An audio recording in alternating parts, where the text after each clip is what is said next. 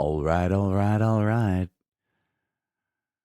Cozy organizer. All right, here we go. A video game for therapeutic reasons. Help yourself relax by putting things in their right place. Everything's okay. The world is not an existential nightmare. You are a valued member of society. People look up to you. People respect your ideas. People listen when you speak and remember what you said. Organize, decorate, align, and stack items in cozy environments, just like those TikTok videos. Cozy Organizer is a cute, wholesome sandbox organizing game where stress melts away one tidy shelf at a time. Enjoy stacking perfect pantries and designing dream closets with relaxing tunes.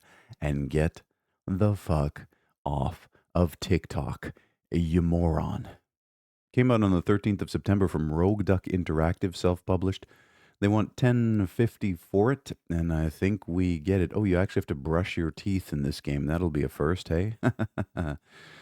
Oh, your ultimate organizing haven. What makes it special? There's endless customization. Okay, I'm out. Wholesome fun, relaxation guaranteed. It isn't just a game, it's your digital escape from the hectic world. 99% of the neets who will play this are not living in a hectic world.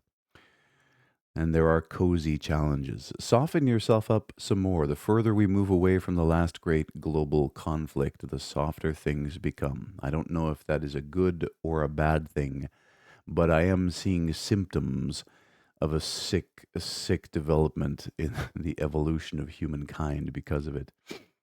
We need conflict. You need it. You need to be able to face it. You need to be able to deal with it. And it's I just always throw back to that one episode of The Simpsons where they throw away all the bombs and guns and everything is world peace. And then the aliens take over with a board with a nail in it. That's kind of where we're headed.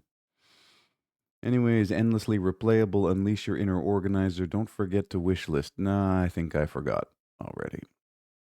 Lost in the world of succubi. What in the? This is more games for pedophiles, is it? It feels like it, sure. Or somebody with a weird kink or fetish.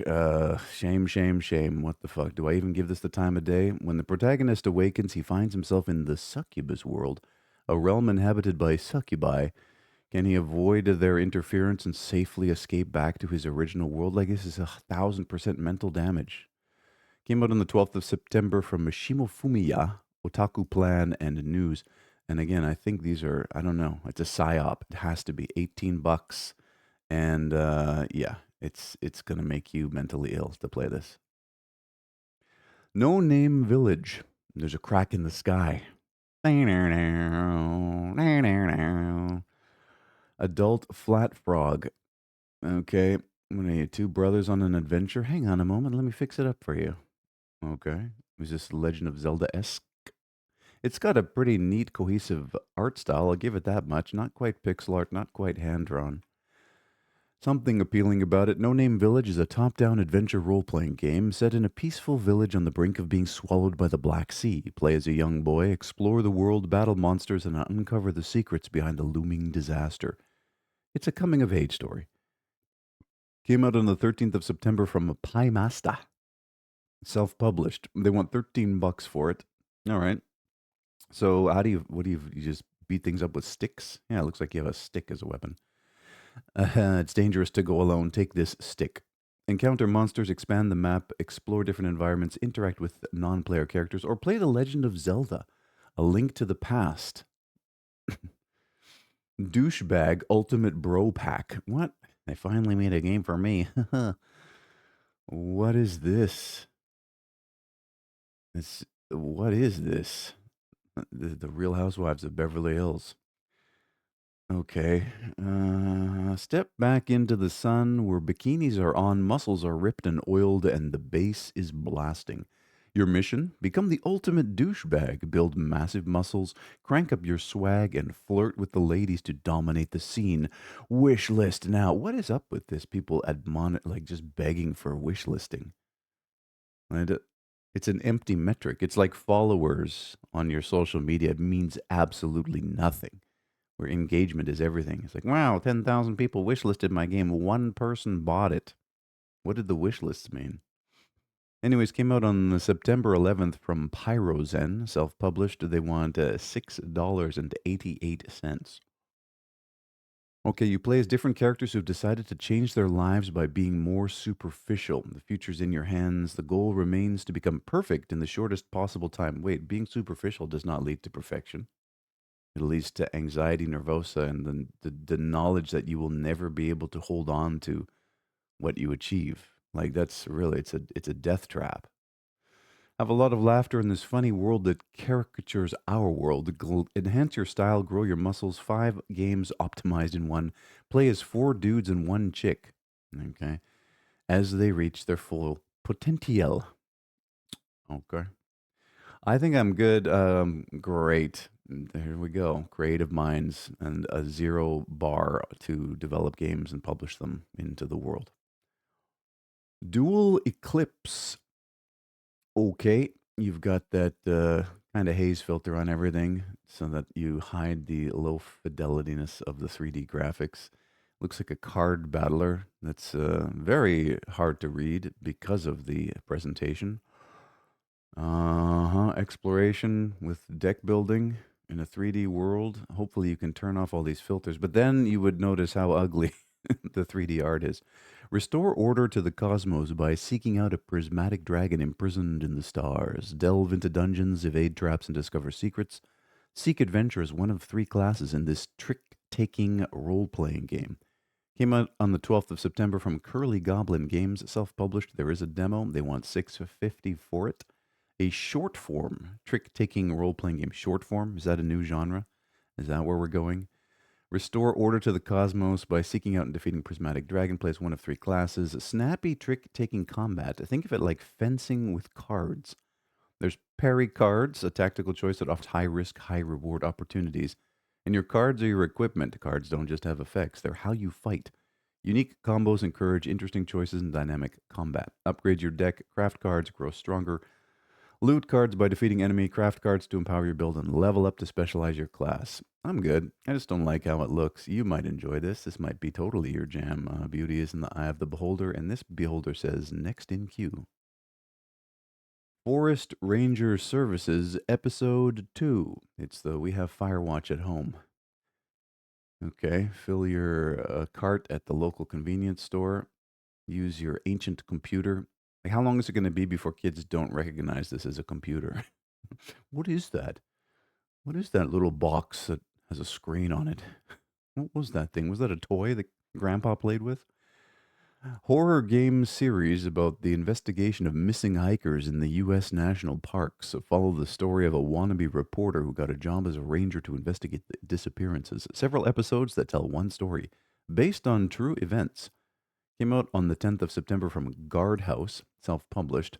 They want $5 for it, and I guess this is episode 2. I never even heard of episode 1. Based on real life events, personal accounts of hikers. There are thousands of missing reports filed each year by the U.S. national parks. That's right, kids. You walk out in the woods without a compass and a sense of direction, and you're fucked. A new chapter awaits. Piece together the mystery of missing hikers. Learn about the FBI man and his assignment. Horror variety, simple puzzles, real voice actors. Who cares? And around an hour of gameplay length. Now, meet the characters dancing in the fire. They look the same. Are they twins? Who goes out hiking in khakis and polo shirt? From analog horror to classic horror scenarios, find your way through the creepy woods. I'm trying. I'm trying so hard. Gloomy Eyes. All right. It's a game for girls who like Caroline and all those other creepy things. There you go. You've got another one. A cozy horror self co op adventure about 2 unlikely souls who forge a forbidden bond and journey together to find the sun. Explore eerie yet charming Tim Burton esque levels. Remember when was the last time Tim Burton did a creepy? He did once, right? Just the Nightmare Before Halloween. That was it, and then that's just been his whole thing. Never mind all the other movies he made. Tim Burton-esque levels switch between 2 unique characters and solve brain-teasing puzzles. Came out on the 12th of September from Atlas V, B Revolution Gaming, 3DAR, Fishing Cactus, and Arte France. published by Arte France and Untold Tales. They want $35 for this. I guess it cost a lot to make. Ugh. When the sun gave up on humanity, darkness and gloom took its place. Okay.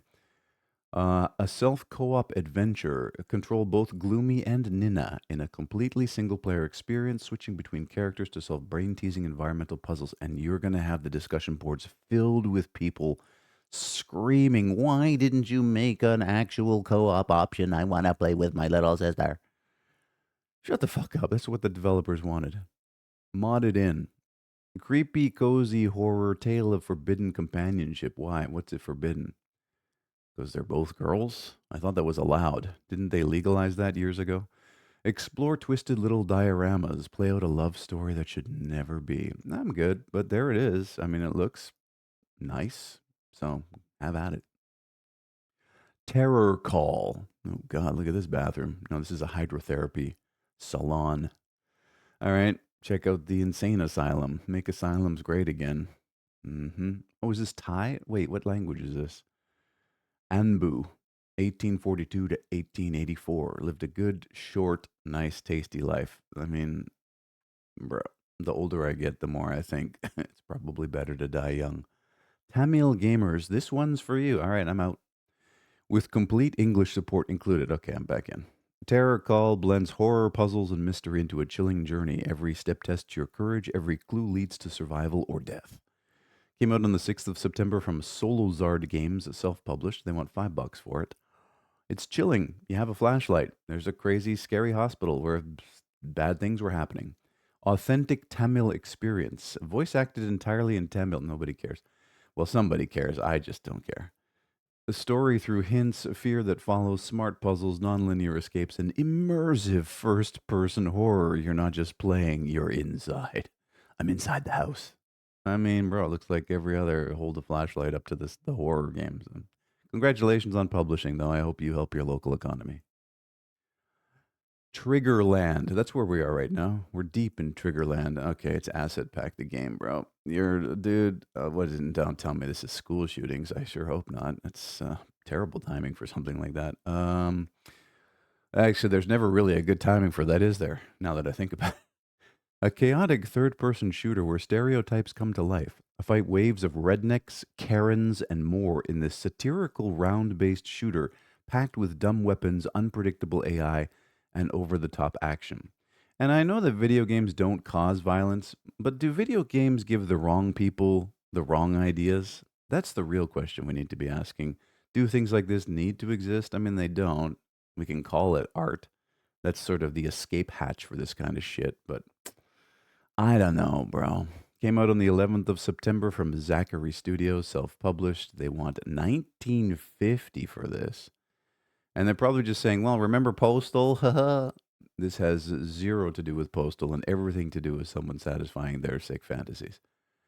Chaotic third-person action, round-based survival, shared team economy, weapon terminals, expansive map variety because they've got a bunch now. Free drops on the Epic Fab Store. A diverse arsenal and multiplayer mayhem, party game energy, a shooter that doesn't take itself seriously. Like it's crazy how ashy these words feel in my mouth, given the events of last week. But I don't know. Designed for fun and messing around with buddies. I mean, I've always felt that the violence in video games is a questionable thing that needs to be explored at a deep level. And I've known that since the original Baldur's Gate. Play through the original Baldur's Gate without knowing anything about it and get all the way through that narrative arc. I got through that arc when I was like 14, 15 years old, sometime around then. And it totally changed my perspective. You know, I shit on games for that. They're never going to change your life. They're never going to do anything good for you. But the original Baldur's Gate, the one that came out in the 90s, that narrative is a fucking wake up call that nobody listened to, I don't think, because I've never seen it replicated and I never hear anybody talking about it. But no, I'm not going to spoil it for you. It's fucking good. Anyways, this isn't.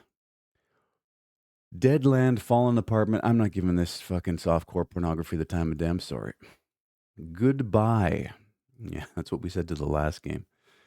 And here's another one. You're with some weird. Somebody got the Ram's Skull asset pack and decided to make a character out of it.